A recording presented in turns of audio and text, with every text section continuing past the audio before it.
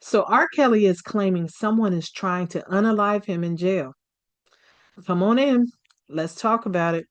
This is the Demia Avery Show, hosted by Demia Avery, where some of your favorite entertainers, celebs, and entrepreneurs come to highlight all of their many talents.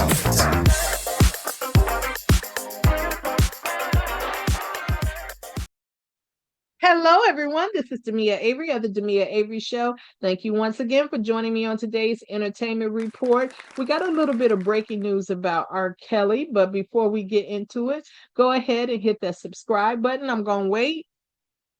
Hit it, hit it, hit it, hit it, hit it. Hit that like and share button as well. And we're going to go ahead and get started. I'm in a different place today, a different studio today. As you can see, it's a little couch action in the background. And that's because I am at home. It's supposed to be, they say the weather is supposed to be storming and all this other kind of stuff. But all I see is sunshine. But I wanted to be prepared today.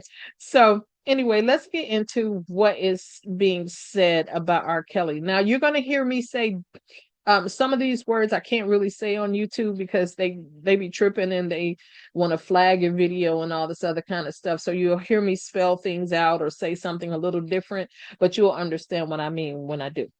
Okay, so it says R. Kelly's lawyers say prison officials tried to have him KILLED by Aryan Brotherhood members and are demanding his release. R. Kelly is fighting to get out of federal prison after his attorneys say members of the Aryan Brotherhood were recruited by prison staff to murder him in custody. In an emergency motion obtained by allhiphop.com, R. Kelly's legal team alleges that Bureau of Prisons officials tried to orchestrate his demise by enlisting white supremacist gang members inside FCI Butner in North Carolina, where the singer is serving a 30-year sentence. Attorney Bobby Brinley says one of the men, Mikhail Glenn Stein, was transferred to Butner with a clear mission to off Kelly. Stein, who has terminal cancer, allegedly backed out of the last moment and confessed the plot directly to R. Kelly. He was prepared to carry out the execution, but in the moment when Stein got near Kelly, he made a different choice. He told him the truth.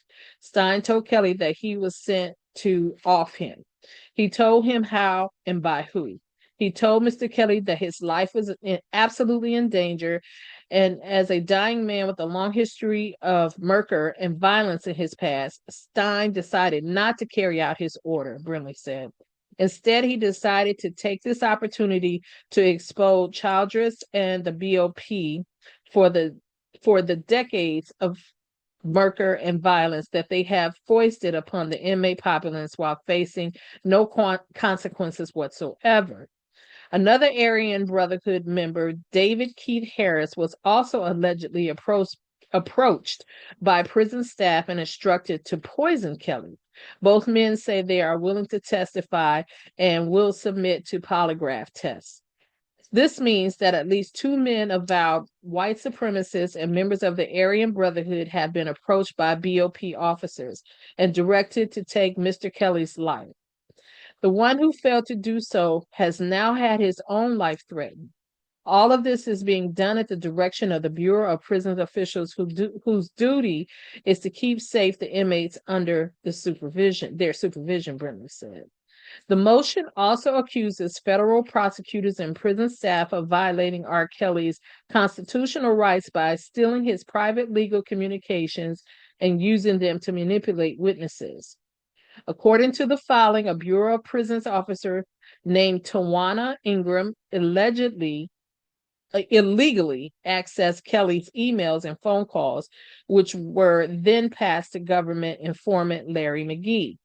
McGee later admitted in online videos that he used the stolen materials to influence key witnesses to testify against Kelly. Another inmate, Kishan Madugamundi, Lord, did I mess that up? Okay, Kisha Mudagumundi, who once shared a cell with Kelly, confessed in a signed statement that he stole Kelly's legal mail and at the request of a federal prosecutor. After Kelly's attorney obtained that statement, a prison official allegedly warned the singer that his life was in immediate danger. Kelly's legal team argues that the combination of government misconduct and credible threats to his life justifies his release to come home to release to home confinement while he challenges his convictions. So at this time, the court has not yet ruled on an emergency motion.